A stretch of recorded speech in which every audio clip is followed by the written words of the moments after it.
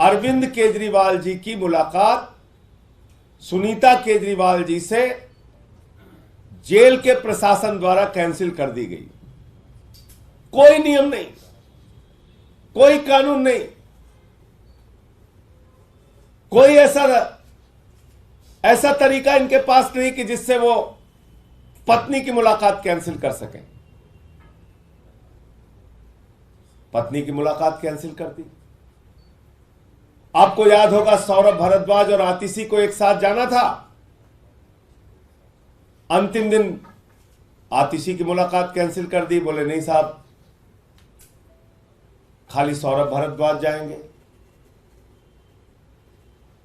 अब आतिशी को और सुनीता केजरीवाल जी को साथ जाना था, तो सुनीता केजरीवाल जी की मुलाकात कैंसिल कर दी। जबकि बाकायदा मेल करके 27 तारीख को बताया गया कि सुनीता केजरीवाल जी और आतिशी एक साथ मुलाकात करने के लिए जाएंगे और जेल के नियमों के मुताबिक परिवार के 2 सदस्यों की मुलाकात होती है, या जिन लोगों के नाम दिए जाते हैं, जिन लोगों का नाम मुलाकाती सूची में होता है, उनमें से 2 लोग एक साथ मिल सकते हैं। यह जेल का नियम कहता है।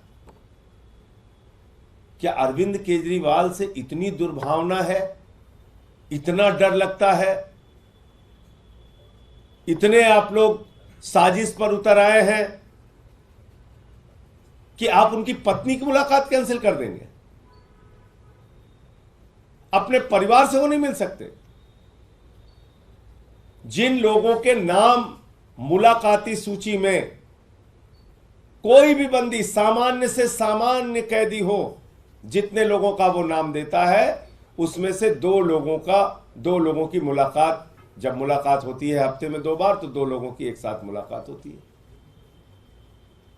आपने सारे नियम कानून सबको ताक पे रख के कह रहे सिर्फ हम एक आदमी से मिलवाएंगे। एक 3 बार के निर्वाचित मुख्यमंत्री, दिल्ली के मुख्यमंत्री को आपने जेल के अंदर सामान्य कैदियों के भी अधिकार छीन लिए। जो एक सामान्य कैदियों को अधिकार है, वो अधिकार भी आज अरविंद केजरीवाल के पास नहीं है। विपक्ष के आरक्षण को लेकर मोहन भागवत का बयान सामने आया है। उन्होंने कहा है कि हम किसी भी तरह के आरक्षण के विरोधी नहीं हैं। देखिए, मोहन भागवत, आरएसएस और भारतीय जनता पार्टी,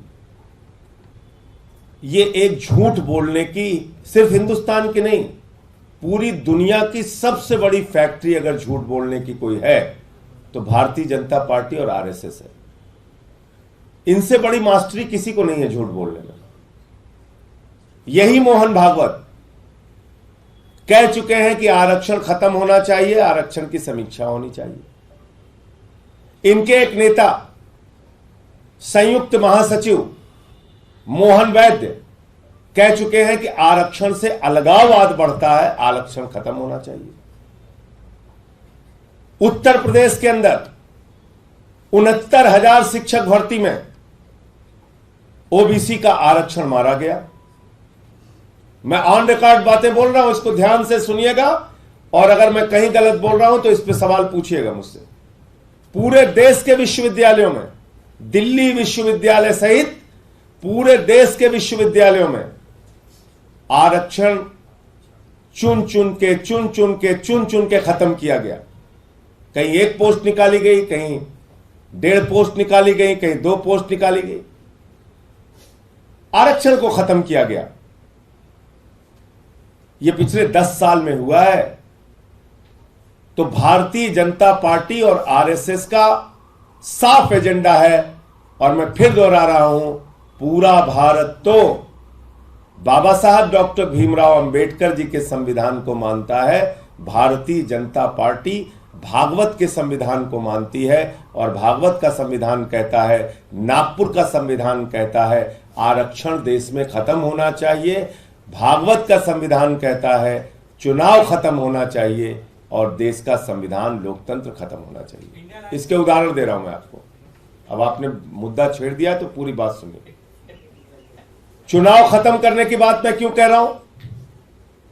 अमित शाह जी ने कहा 50 साल देश के ऊपर राज करेंगे।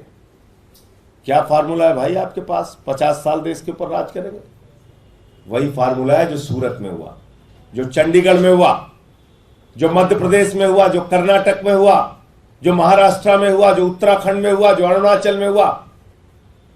पिछले 10 साल में 7 सरकारें आपने गिराई, चुनाव को खत्म किया, खरीद फरोख्त के जरिए आपने सरकारें बनाई।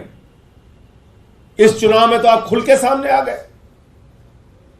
चंडीगढ़ में आपने हमारे मेयर के वोट काट के अपना प्रत्याशी जिता दिया।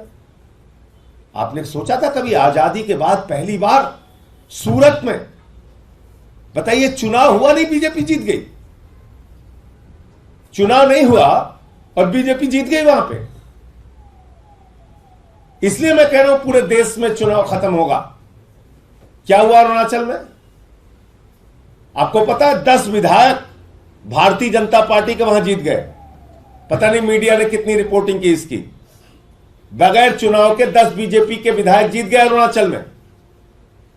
कैसे जीत गए बताइए आप? दिल्ली के अंदर जहां पे एक दलित के बेटे को मेयर बनना था, चुनाव आपने कैंसिल कर दिया। इसलिए मैं कह रहा हूं यह 2024 का चुनाव अंतिम चुनाव है। इस देश के 145 करोड़ लोगों से अपील कर रहा हूं, भारत के संविधान को बचाने के लिए, आरक्षण को बचाने के लिए और अपने वोट को बचाने के लिए वोट कीजिए। इसके बाद आपको वोट देने का मौका नहीं मिलेगा, क्योंकि अमित शाह तो कह चुके हैं 50 साल राज करेंगे इस देश पे। और आरक्षण के विरोध में तो हमेशा से भाजपा रही है। याद होगा आपको, वीपी सिंह जी का मंडल आया था तो कमंडल लेके निकल पड़े थे। उस समय विरोध किया था इन्होंने, खुलेआम विरोध किया था। तो ये तो आरक्षण के विरोधी लोग हैं, इनका जन्म हुआ आरक्षण के विरोध में। कितने कैबिनेट सेक्रेटरी बताइए देश में SC ST हैं? कितने joint secretary ST SC OBC हैं? बताइए ना। तो इसलिए मैं कहना चाहता हूं कि भारतीय जनता पार्टी और RSS झूठ बोलने की फैक्ट्री है। वो सफाई क्यों दे रहे हैं? क्योंकि चुनाव में हमने ये मुद्दा उठाया, इनकी चोरी पकड़ ली, और चोरी ऐसे नहीं प्रमाण के सहित पकड़ी। तो इसलिए